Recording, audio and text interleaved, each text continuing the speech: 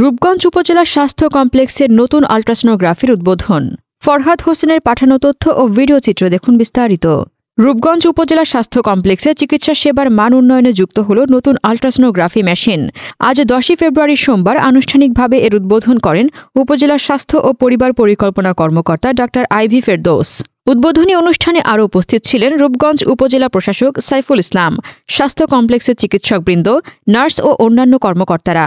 এই নতুন সংযোজনের ফলে রূপগঞ্জের মানুষ আরও উন্নত স্বাস্থ্যসেবা পাবেন বলে আশা করা হচ্ছে।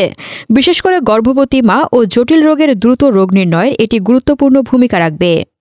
আমাদের আগে এখানে 2 ডাইমেনশন আল্ট্রাসোনোগ্রাম মেশিন ছিল, এখন আমরা 4D আল্ট্রাসোনোগ্রাম মেশিন আজকে উদ্বোধন করলাম। আপনি জানেন যে আমাদের ইউনো মহোদয় ছিলেন, উনি 4D আল্ট্রাসোনোগ্রাম মেশিনটা, এবং আমিও ছিলাম, এবং আমার সকল ডাক্তার এবং আমার কনসালটেন্ট বৃন্দ সকলেই ছিলেন। তাদের সকলের উপস্থিতিতে 4D আল্ট্রাসোনোগ্রাম মেশিনটা উদ্বোধন হয়েছে। এবং এর মাধ্যমে যেটা হবে, রূপগঞ্জের মানুষকে কিন্তু যে প্রাইভেট ক্লিনিকগুলোতে আগে 4D আল্ট্রাসোনোগ্রাম করার জন্য যেতে হতো, সেটা কিন্তু এখন যেতে হবে না।